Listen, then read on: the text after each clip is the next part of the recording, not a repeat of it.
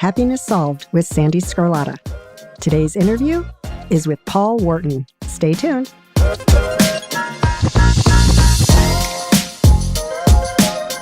Hey everyone, welcome to Happiness Solved. I am Sandee Scarlatta, and I am so excited for today's interview. I'm going to be speaking with Paul Wharton. Paul is an Emmy-nominated television personality, author, producer, beauty, entertaining, and lifestyle expert, and he's an enthusiastic home chef. Paul can be seen as a lifestyle contributor on talk shows in the US and UK, as well as hosting his own Paul Wharton Style and Paul Across the Pond series on his YouTube channel. He also hosts a SiriusXM radio show that airs 3 times a week. I'm so looking forward to this interview, and I hope you enjoy it as well. Hey, Paul, how are you? It's so great to see your handsome face.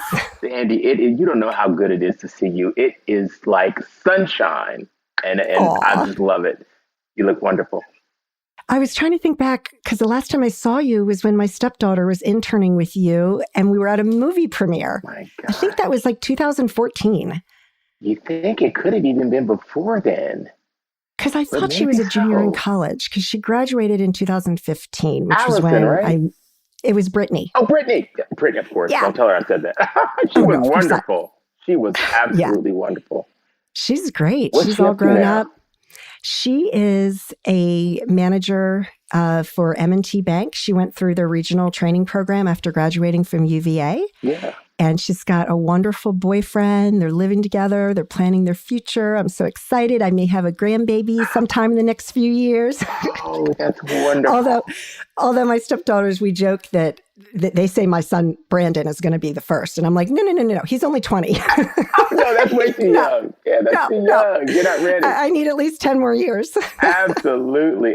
Well, you look wonderful. So life has been good to you. It's been great.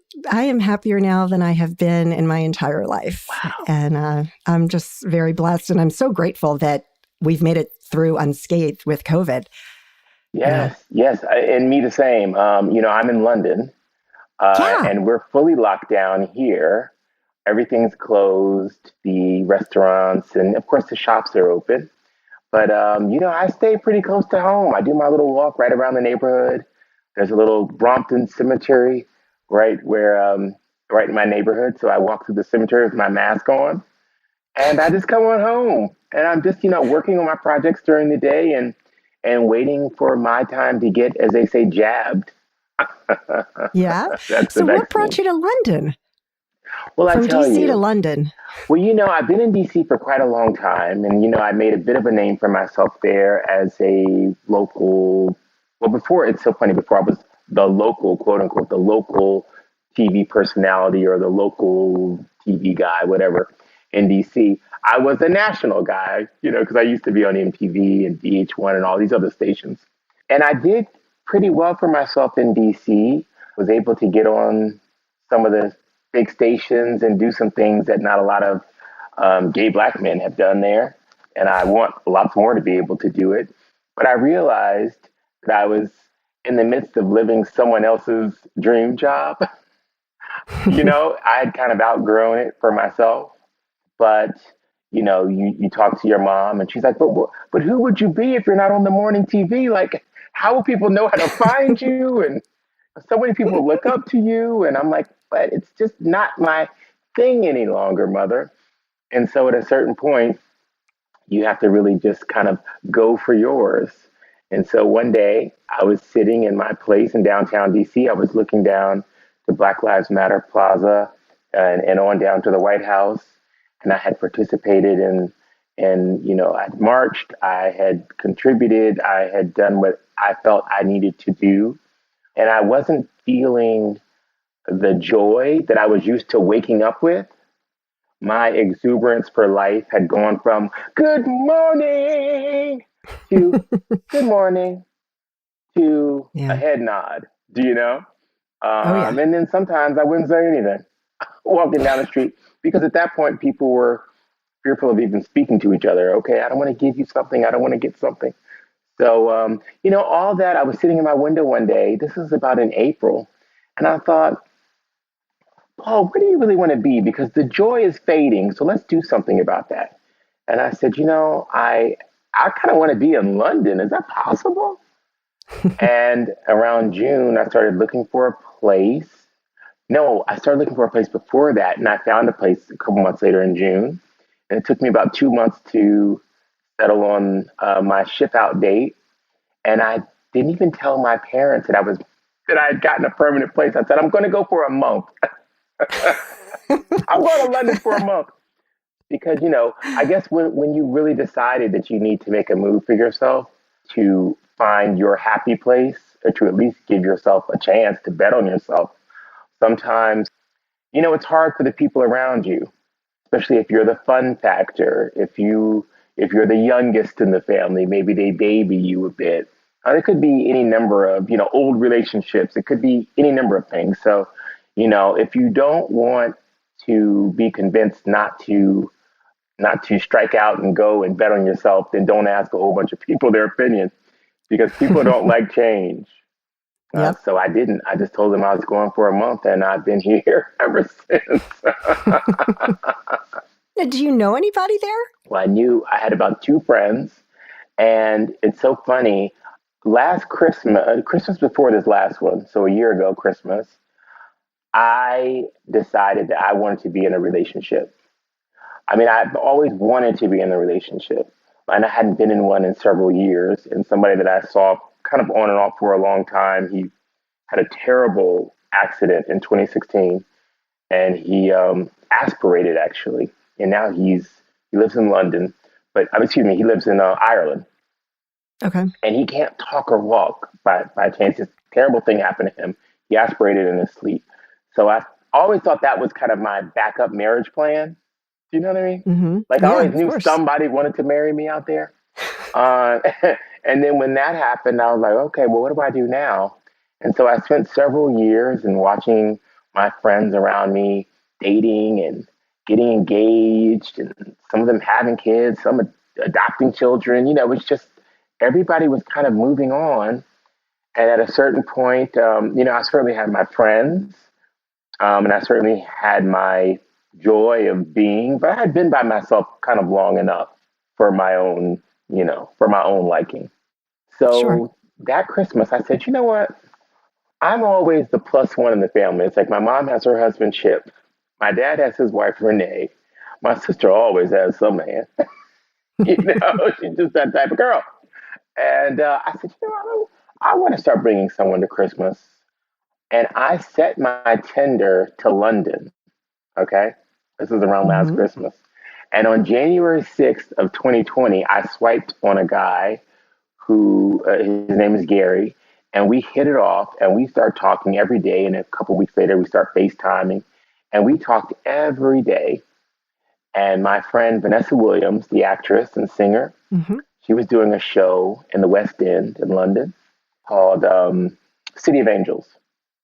And the big premiere date was on March 24th. Well, March 24th was like Miss COVID came a knocking. Yep. So I was going to take Gary to that show, and I was going to visit London. And when that didn't happen, and then COVID kind of shut everything down, we kept talking.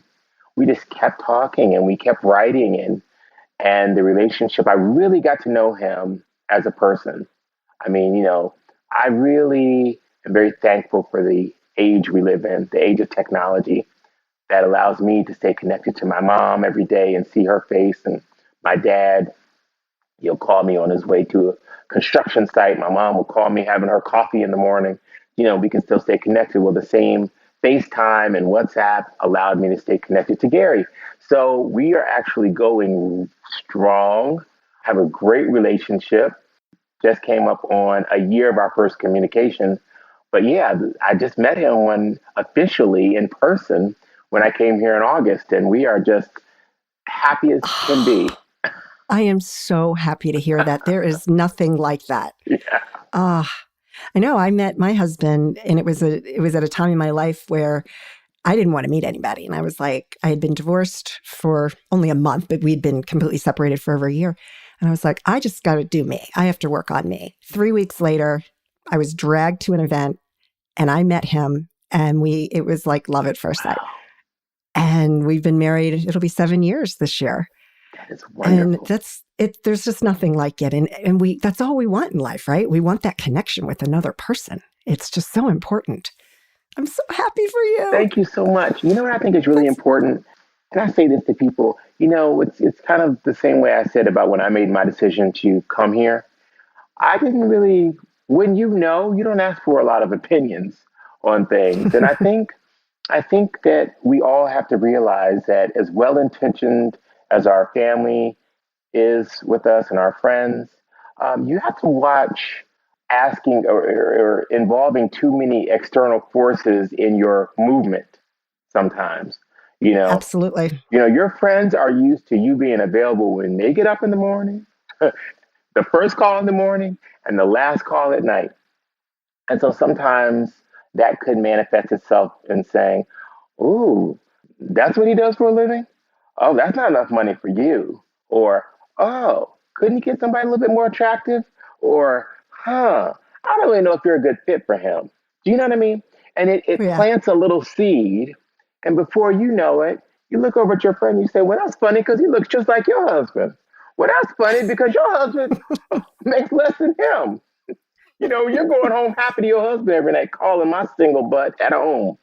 So, I think when you're young and you're in your 20s and even sometimes in your 30s and you're trying to figure out what your next step is, it's really important to remember whether it's in business or a personal relationship.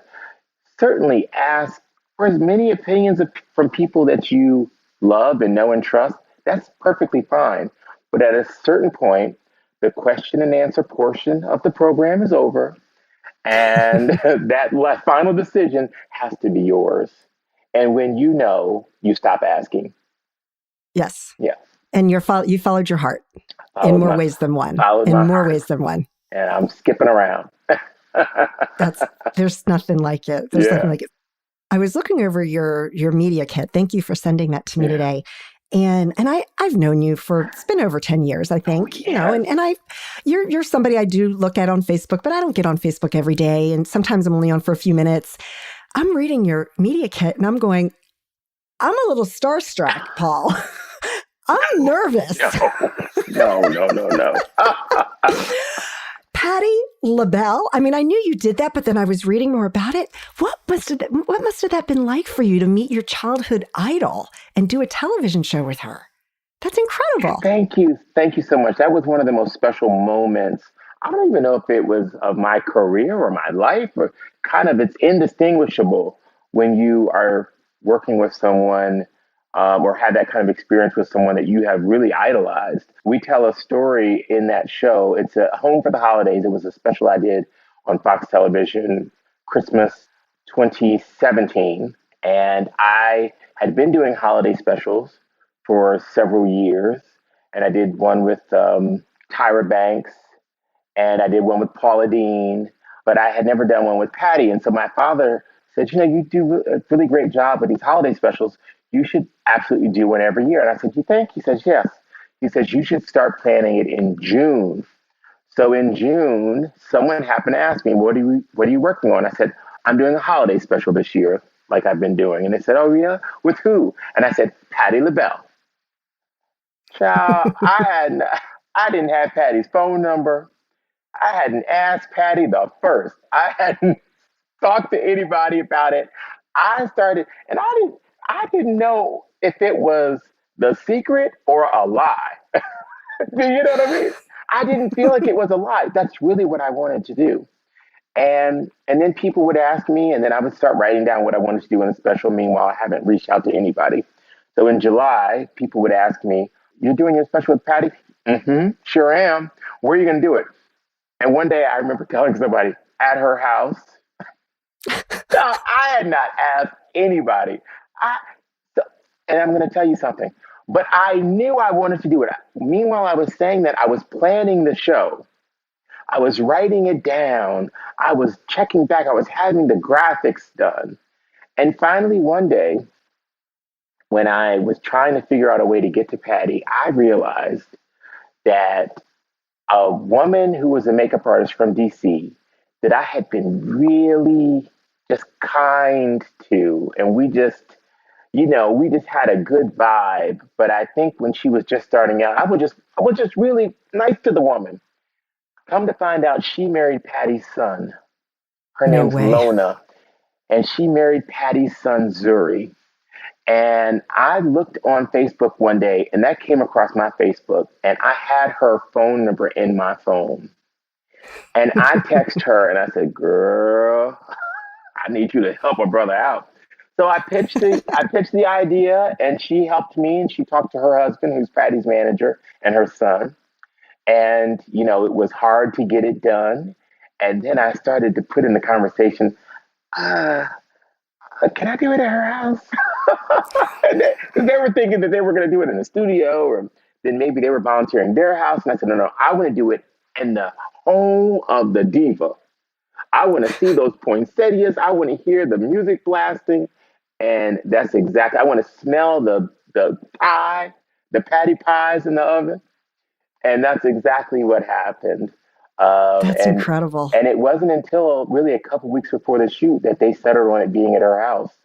And we shot that. And so many things were coming into play. I remember Fox came to me and said, "Oh, our budgets have changed." This was about 2 weeks before we were going to shoot the show. "Our budgets have changed, and we can't do your Christmas Day special with Patty LaBelle." You what? Patty is flying in back to her house for this. She had her house decorated early for this special. Oh, there's no canceling. I had to pick up the slack. I I paid half the crew, more than half the crew. I hired an extra camera person. I hired a still photographer. I rented the van, the crew van, picked it up, picked everybody up. Everybody met me at my place. Everybody jumped in and drove the van to Philly myself Wow. with 10 crew members in it. Unloaded at Patty's house. I mean, talk about nothing was going to stop that moment. But I want to tell you the best part of that day, and I got to take my mother. Oh, Oh my gosh, sharing these experiences with my mother has been just of course. my life's great joy that I could share these experiences with her. But of course, my mom knows I was the little boy singing the somewhere over, Patti LaBelle over the rainbow when I was a kid, arms flailing and, performing to my mom and wanting her not to miss a single note, being mad if she was distracted when I was going to hit my high note from Patty. So we had this experience. I was 13 years old. Patti LaBelle was performing at Constitution Hall, and she did a 3-night run at Constitution Hall. Now, this was about the second time I'd gone to her concerts. Well, my parents knew I was crazy about Patty, so they knew about night 1 and 2, but I would sneak and figure out how to get a ticket to night 3 too, as well. So I found out on night 2 that Patty would go outside the stage door and she would meet the fans. Well, I was too far back on night 2, so I had to get tickets to night 3. So I got tickets to night 3, knew when the concert was coming to an end, went outside several songs early, and just hung out by the stage door. Meanwhile, someone was there to pick me up. The person that I had, coordinated to pick me up. They pull up and they see me standing at the gate. I'm like the only one out there. The concert's still going on. And they're like, "Come on, let's go." I said, "No, I can't go. I got to meet Patty." So meanwhile, the crowd starts to gather. The person's cursing me out from the car. "You better come on right now." So the crowd starts to gather. I said, "No, I'm in front now." Oh, no. So the guy next to me was like, "Oh, so the person just left, screeched off and left." Okay, I'm a little kid from the suburbs, but I didn't care. I didn't care about getting home. I just needed to meet Patti LaBelle. But the guy next to me said, "My God, was that your mother?" I said, "No, that's not my mom." I said, "But," he said, "but she left you." I said, "It's okay. I don't care. I'm meeting Patty. I got to have to." Next thing you know, all the people in the crowd are talking to me. I look over, and the guy that was standing next to me is on the other side of the fence talking to Patti LaBelle. I was so sick. I said, "How did he get over there? Oh my God, I'm ill." Next thing you know, Patty looks over. She points at me. She says, "You." And I said, "Me?" She said, "Yeah, you. Come over here." I said to the security guy, "She's talking to me. She's talking to me." And she said, your mother left you? I said, no, it wasn't my mom. And then she says, well, I can't just leave you out here. I mean, what are we going to do? If worst comes to worst, you're going to have to climb in the back of the limo with me. Oh my God. Oh, sure. Imagine my little fancy 13-year-old self. In my head, oh, I was going to be Paul LaBelle. Oh, I was going to send for my mother later. I love my mother, but I was going to go with Patti. I was going to start a whole new life. And in a matter of like 1 minute, the other security guy says, oh, no, Patti, I'll take him. Of course, you know, if a 13-year-old had a death stare, that was me at that security guy. So we get to Patti's house. Okay? 27 years later, to the date, 27 years later, I had manifested this dream, this goal, this mission, okay, that I was going to host my holiday special. I went through all the process of it. I planned it. I pitched it to Fox. You know, they said that they would do it with me. Then they ran out of money. I didn't care. I was going to pay for the rest and got Patti to be at her house. It was like I pushed through every single obstacle. So I'm in her house and her niece comes down and she's lovely. And the niece is talking to my mother. And my mother just says to the niece, Patti offered my son a ride home when he was 13 at Constitution Hall. She was going to take him home. And I said, oh, mother, no, don't tell them that. Like, we're going to seem crazy. My mother is always right. Okay, first of all, let me just say it on your show. My mother, listen to your mothers. If you're blessed enough to still have a mother or a mother figure or a father, parent, somebody that's older and wiser than you that loves you in your life, just take a chill pill. Every time you think to pop off and tell them what not to do, just let them take the lead. My mother says that simply. She doesn't get into the whole story. She just says, Patti was going to take my son home. I said, oh, mother, I don't want to seem like a stalker. You know, this is crazy. Patti LaBelle comes down the stairs. She emerges. She comes into the living room looking amazing, smelling amazing, looking amazing. There's diamonds everywhere. Teeth are bright white, hair, makeup, high heels. I mean, she is everything that you want her to be. And she said, hi, everybody. She came in just as sweet and loving as you would want her to be. She says, you are that boy that got left at Constitution Hall. And so now I knew my mother told her that. I thought, oh, Patti doesn't really know. You know, Patti's just repeating back what my mom said. Then she goes on to say, and I was talking to my team and I said, look, I got this boy here. I can't. And they said, Patti, you can't just put the boy in the back of the limo and take him home. You can't take somebody else's kid. And then she said, I think my other driver she knew the whole story. Wow. My mother has been saying to me for 27 years, that's going to mean something to her. I said, Mother, that won't mean anything to her. I was one little kid. She wouldn't remember that. Wow. And she did. So when you really, really want something badly, whether it's a relationship, like I decided last Christmas I wanted a relationship. And I went about the business of setting my Tinder for London because I wanted to meet someone in London. And I went about my business of, in the midst of a pandemic, moving to London, not caring because I wasn't feeling the joy. And I thought, hey, why not? I could try my career over there. I know I've got somebody that I like over there. Or if it's deciding that you want to, that you'd like to have a career defining, a career changing moment, and you just put it down on paper and work like the Dickens to make it happen. And that show got me my Emmy nomination the next year. And I feel like that happened because people saw the genuine joy that I got from being there with her, and that she got from me being so excited about her. Right. Right. Yeah. Wow. That is such an incredible story. And I'm so glad you brought that up because part of my mission with my book and this podcast is just that, like the people you can create that world that you want. Yeah. And it's up to you. Absolutely. Absolutely. I mean, I'm sure, and you've done it here.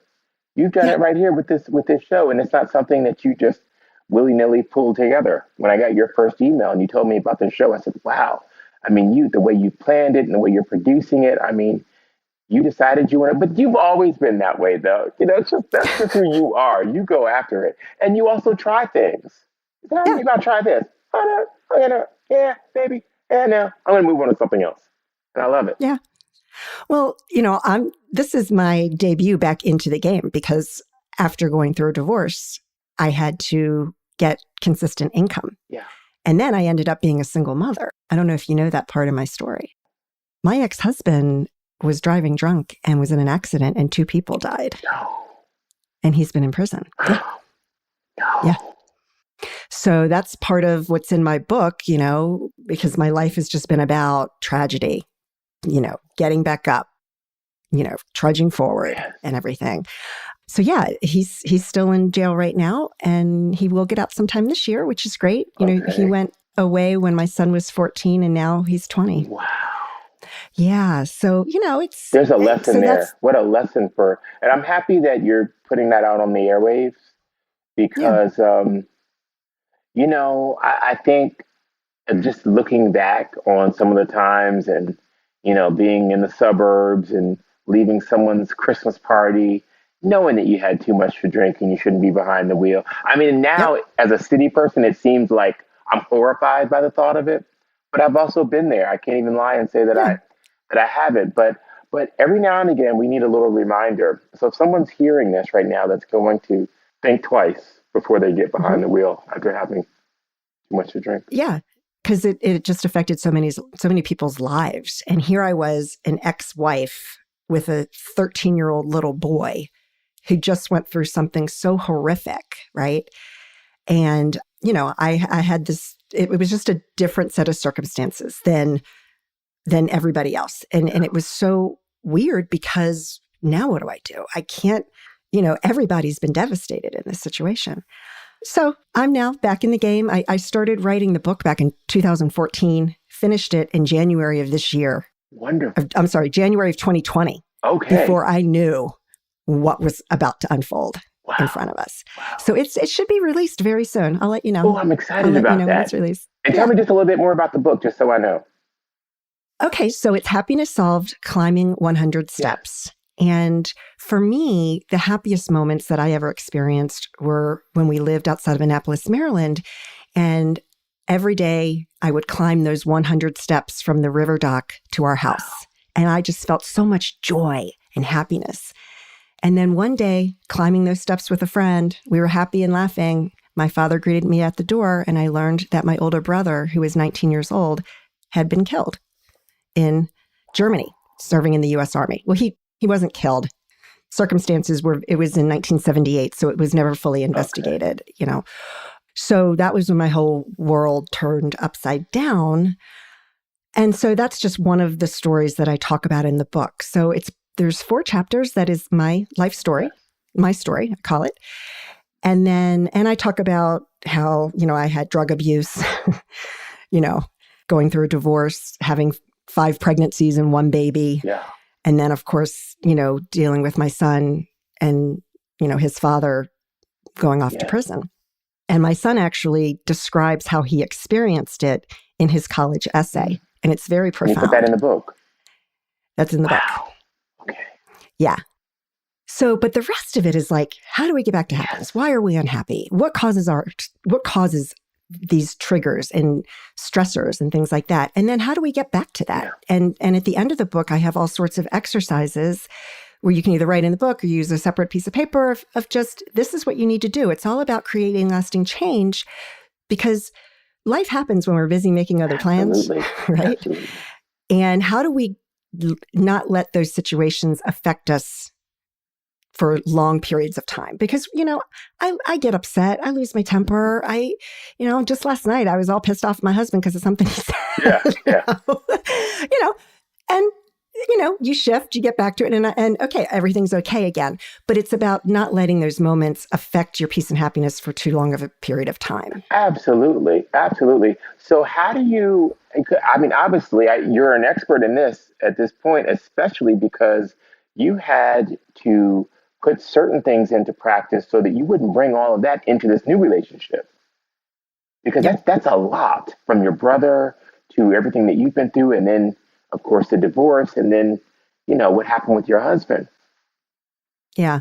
Well, honestly, Paul, I went through years and years and years of therapy because I never dealt with my brother's death. And I kind of learned how to just smile and everything will be okay. Yeah. I never really accepted that he died. I kind of had this imaginary thing that he was still alive and someday he was going to come back. So I went through years and years of therapy, which was triggered by drug abuse back in the early 90s, and which I haven't touched over 30 years. I haven't used any drugs. So, that was the big thing. But then I just became a student of life. I got certified to be a life coach in 2004.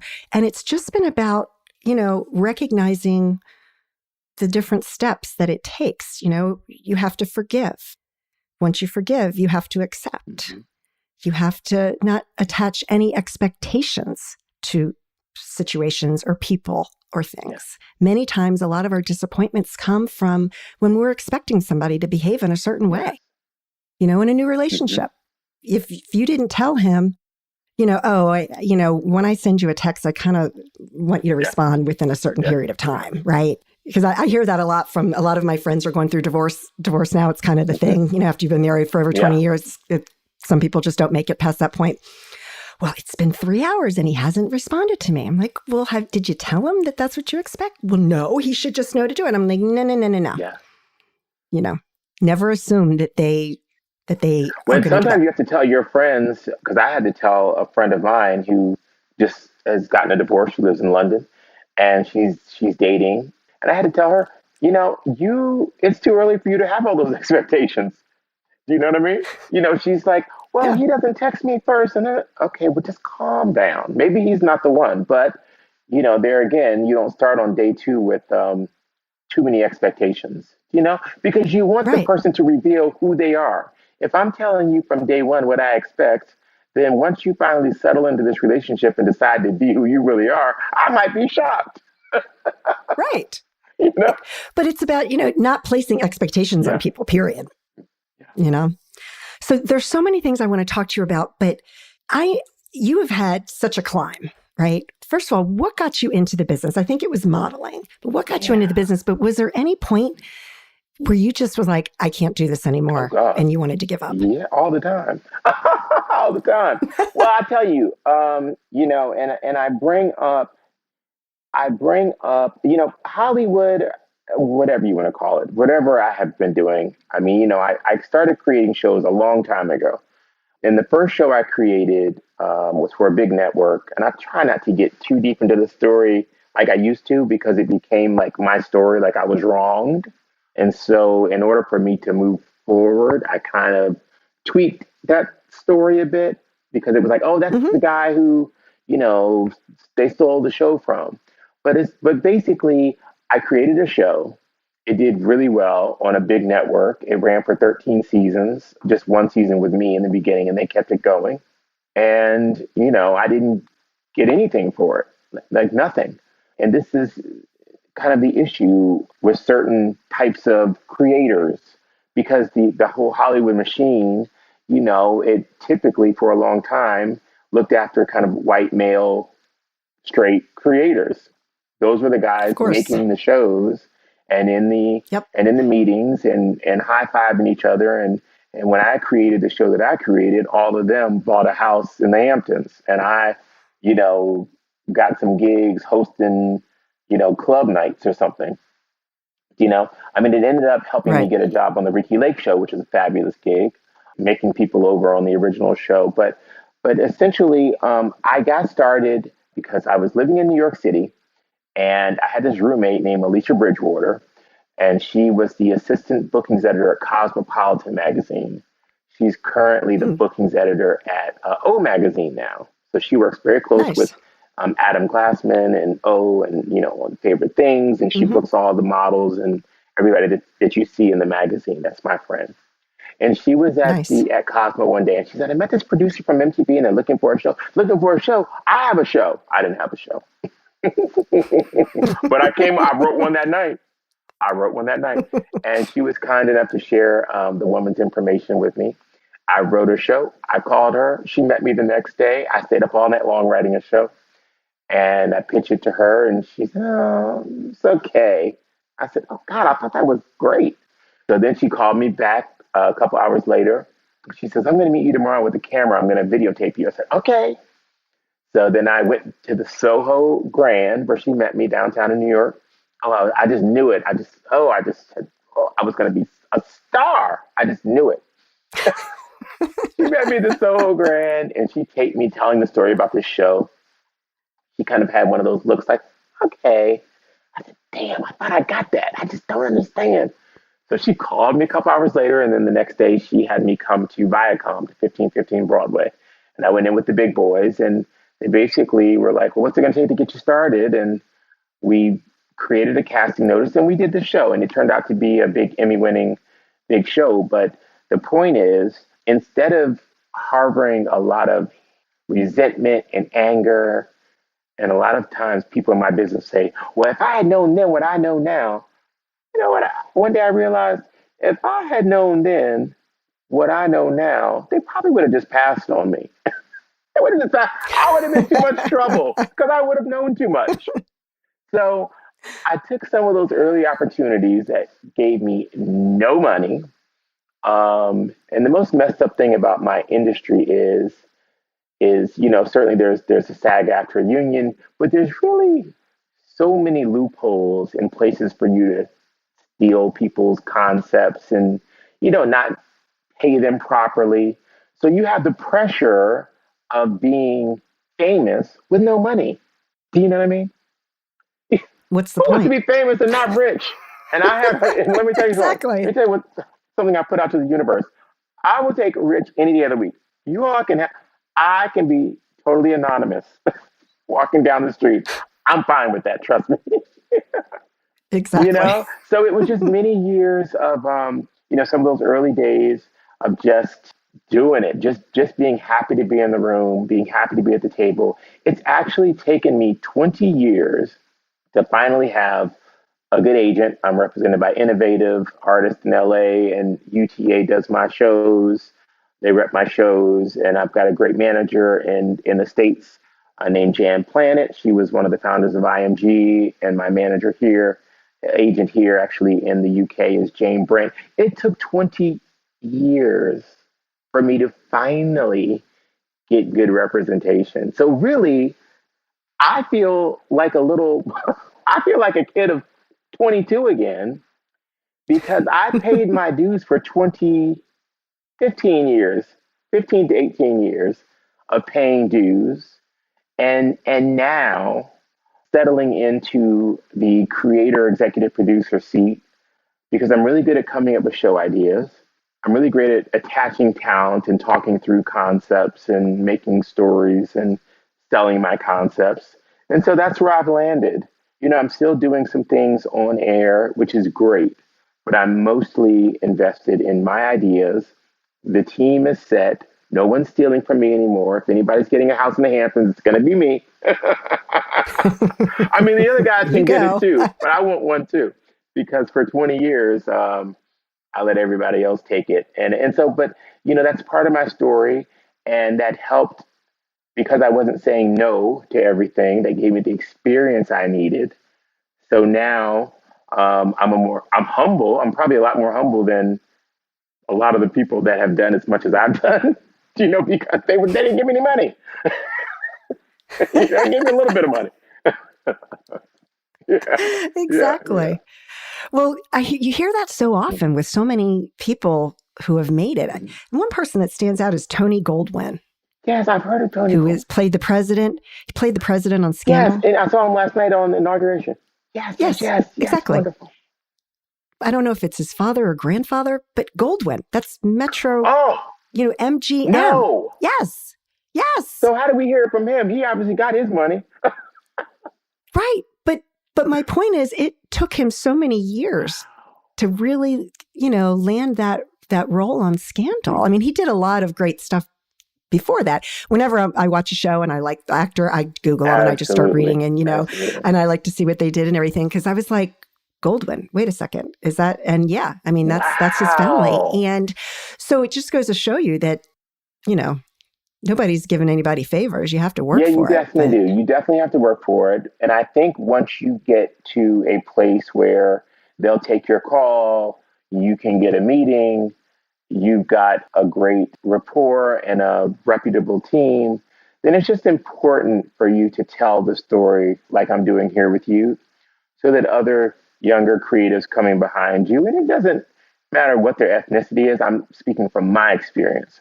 My experience as a gay man, my experience as a black man that has marched to the beat of his own drummer, that has never tried to conform or change his style or change his look. I changed my look if I want to change my look. But, I kind of do my thing. I always wanted to be myself. Yes. And now I can finally do that. So, I kind of like to tell people there are some things that you're going to have to do for free. Even when, Yeah. there are some things that you're going to have to do that you deserve money for.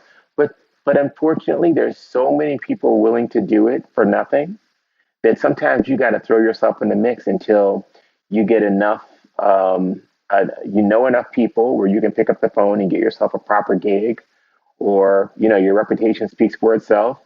And then eventually one day there will be a switch.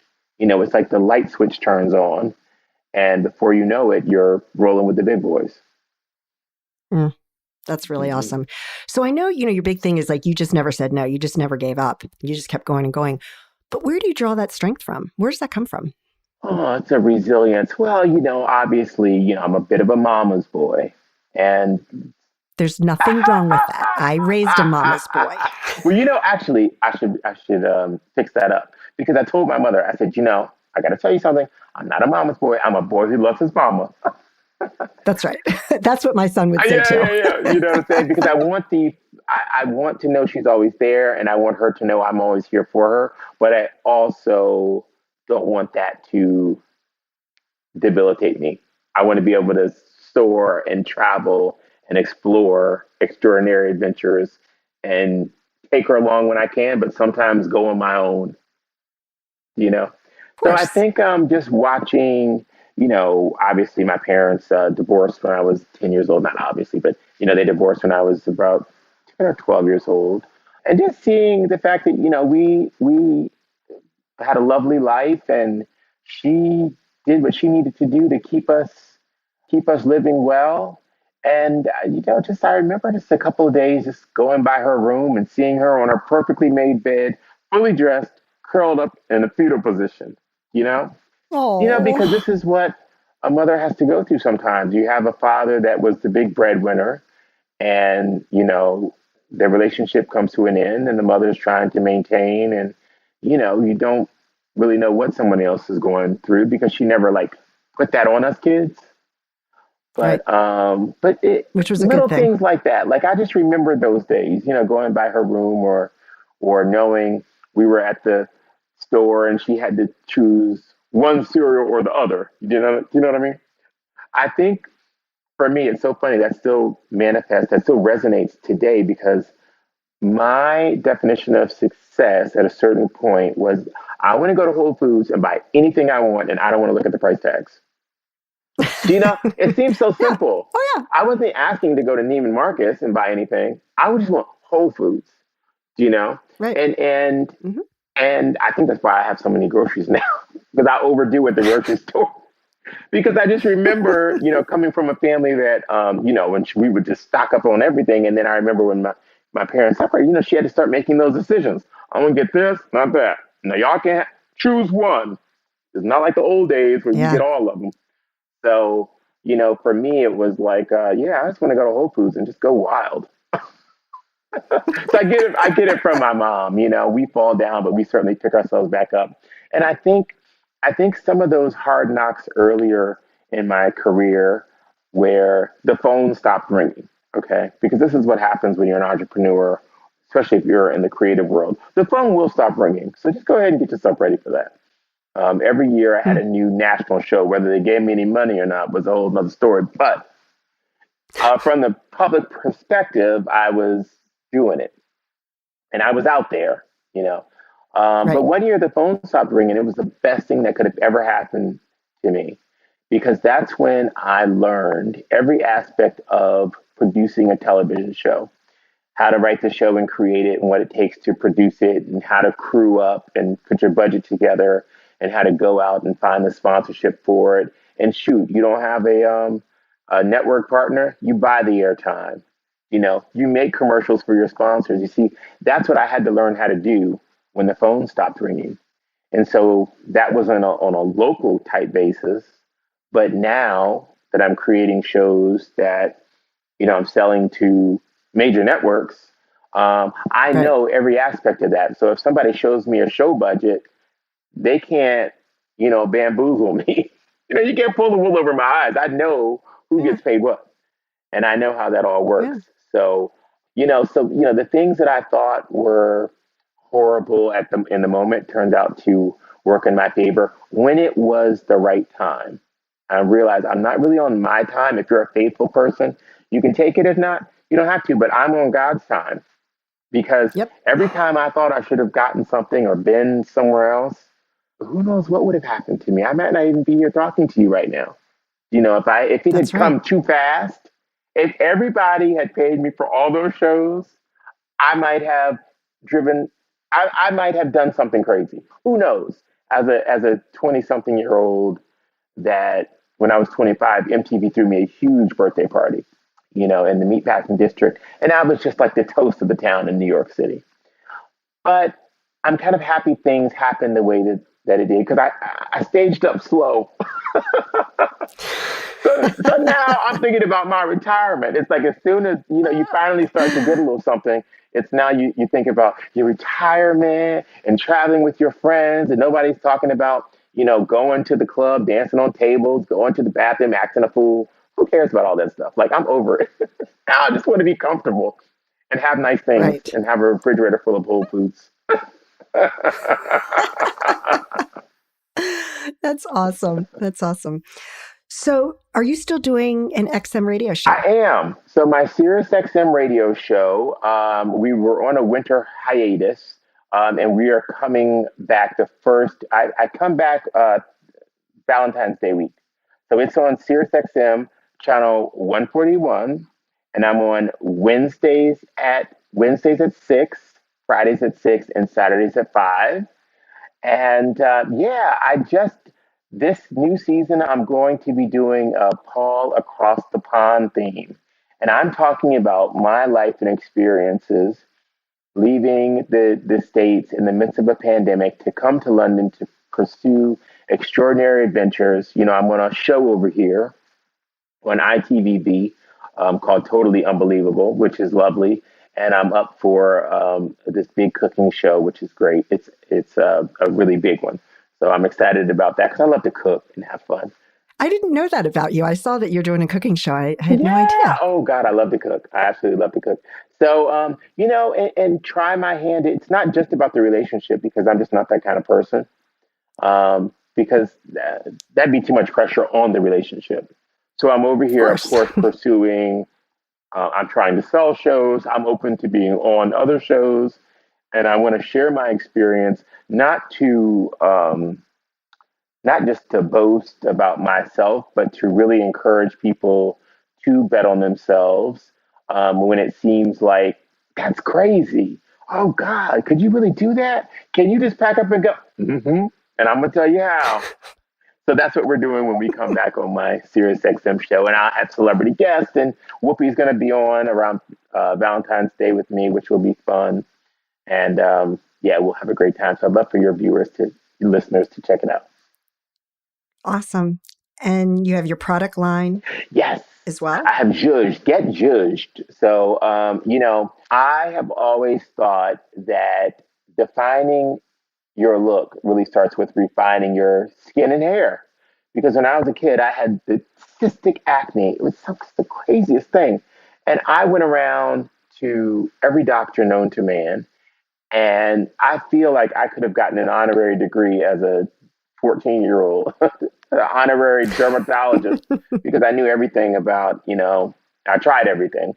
And just over the years, I got pretty good at it, and, my own skin stuff. And and would be giving people advice on what to wear and the makeup and the hair. And I thought, oh, we got to go one step beneath that, because the skin really, to me, is so directly related to the confidence. It's the first thing people see.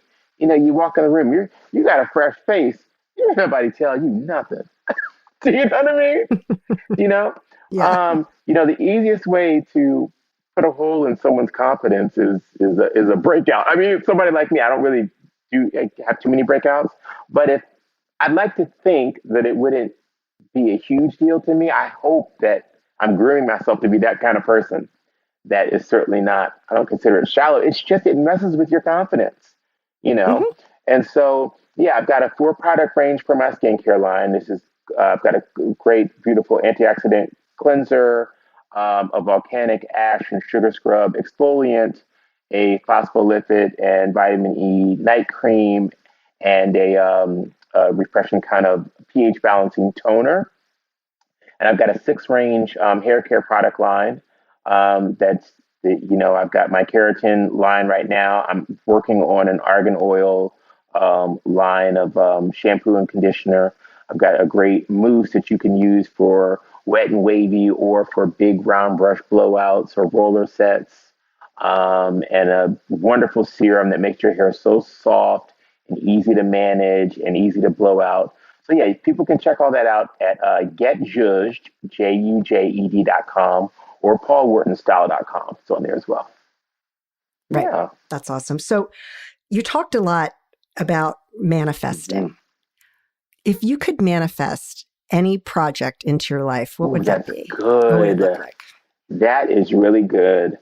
I have a show that I love creating shows. Okay. That's like, it's my work thing. I've been doing it for a long time, but now I'm super focused on it and I've got the team to back me up. Right. Um, so, and it's indistinguishable from when people say, "What are your hobbies?" I'm like, "Oh no, all I do is sit around and work on my shows." You know what I mean? I don't do anything. I know. I don't have a hobby either. My hobby is me. I'm the hobby. Trying to keep all these lights on in here. That's a hobby. Um, but but I had this show that I came up with. I'll just share with your listeners, even though somebody could steal it, but it's okay because I don't think they'll do that to me. They're nice people. I happen to That's right. have the most extraordinary friends all around the world, and they are young and old and black and white and straight and gay and trans and famous and not famous and all sorts of things. And I thought about how when I get together with my friends, how food and drink kind of seal the deal. We're all, we get there, but we're really waiting to get in the kitchen and make something great and sit down at the table. And and I just, to me, I just love how everyone does it differently. And I Hmm. thought just in where we are right now in the world and how, it's kind of people give you a once over and decide if you're for or against them without 2 words coming out of your mouth. I thought it would be a Yep. really wonderful show to basically share with the viewers my experience traveling around the world to all these different friends and relationships that I really nurture, from my friend Fernando in Tricase, in the Puglia region of Italy. And Fernando is the most amazing spirit, and he lives in this beautiful castle, and he grows all his own vegetables, and he makes his own pasta. And when we have the dinners, he puts the big, he's got a big, huge stone table out on the portico, and and I get in the kitchen with him, and we make everything from scratch. And the way he likes to cook, and Wow. I take all that in, and then he makes the little place settings, and he cuts hearts and with paper, and he writes the names, and then he goes to the garden and he just grabs a bunch of flowers and he sprinkles it over the top, and everything is so wonderful and beautiful and amazing. And I thought about my great aunts in Cleveland and how these little older women, and they get in there and they will stay up the whole night before when they're having a dinner, and they get in there and they're in these Not huge kitchens, but there's so much food that comes out of those kitchens, you have no idea. Nobody has looked at a recipe. Nobody has measured anything, but everybody kind of has their own way of setting up their dinner, toward, working toward the big dinner and everything that goes into that, and how they set up their bar and how they prepare their food and just how they set their home and the ambiance. So anyway, I really want to do a show capturing that day and that experience with all of my friends around the world. Like Whoopi doesn't cook, but she loves decorating her table, setting her table. That's her thing. So she goes all in and she has little keepsakes and items that she's collected from all around the world. And that is, I was at her house. The first Christmas I was at her house was 2013. I went to her house for Christmas as opposed to coming home to my mom's because I lived in New York City. Oh, wow. I know, right? The only time she let me off the hook is going to Whoopi's. And that's the first time I saw her set her table. And she really took me through the process and told me about all these different items and where she was when she got this and the just all the salt and pepper shakers and the knife holders and different thing and the way she loved to do it. So you don't just have to be a cook to be able to bring people together in your home in a beautiful way. So, whether the people have a lot or a little, all my friends and the people that I love tend to like to open their home in a very gracious way. And I want to capture that because I want to show people that, I have friends that are all races and they look like all sorts of different types of people, and we all come together over the food. So I think that's kind of cool. I like to manifest that. I love that. Yeah, I want to share that. I love that. That would be something I would love to watch. I'm happy. Yeah, because I love cooking shows anyway. Yeah. And but that just seems really neat, and just to have that diversity in there, spin as well. Great. So, Paul, is there anything else that you want to share with me today? Well, I just want to share that I believe in living my life with love, faith, forgiveness, and gratitude. And I just want to say that I am so happy that you called me to do this because a long, long time ago when we met, and you would come and pick me up and your little convertible and we would go and have our colonics and all of that. And, you just were really there for me and very supportive of what I was working on at the time. And you didn't really know what I was going through in terms of not knowing where I belonged and just having those growing pains and rough moments. But it was always just such a relief to see you and to spend time with you. And so I just want to say, to me, this is almost like my Patti moment in another kind of way. It's a full circle moment with a friend that has meant a lot. You came into my life it was a pivotal time. It was a rough time. And I'm just so happy to see you settling into your passion and for all that you've gone through. I'm just so proud of you. And so that's really what I wanted to share is I hope that we would have this moment. And I'm just so happy that we've had it. And I wish you nothing but success. I'll be listening. I'll be following. I'll be rooting you on. And I just want to thank you for just your kindness. Oh, Paul, that means so much coming from you. Thank you. Well, I am so proud of you. You have no idea. And just thank you so much. I will be following you and cheering you on. And let's hope it's not so long before we chat again. It won't be. It will not be, I'm sure. And I can't wait to listen to your other guests and share this with all of my audience. And I just think that you're a fabulous host and you have so much to share. And I can't wait to get your book and then I'll interview you on my show. Sure. Yeah. Sounds good. All right, Paul. Thank you so much. Okay, darling. Thank you for the opportunity. And bye, everyone. Bye, Paul. Bye-bye. Oh, my goodness. I am so giddy right now. That was such an amazing interview with Paul Wharton. I am so proud of him. And his resiliency and determination is just so inspiring. He doesn't give up. And I love that about him. And I'm just so proud of him. So proud of him. So if you want to learn more about Paul's skincare line or hair care line, you can find that on paulwhartonstyle.com. Also, check out his SiriusXM radio show, which is on channel 141 on Wednesdays, Fridays, and Saturdays. And I hope you enjoyed it. It was so great for me. Thank you so much. Please visit my website at sandeescarlatta.com for more information on the release of my new book, which should be soon. That will be available on Amazon.com and BarnesandNoble.com. I also invite you to follow me on Instagram and Facebook at Coach Sandee Scarlatta. And all episodes of this podcast will be posted on my YouTube channel, which is also called Happiness Solved, but you can find it on any of the major podcast networks. Thank you for listening today, and I hope that you stay healthy, safe, and that your life is filled with joy, peace, and happiness. Goodbye for now.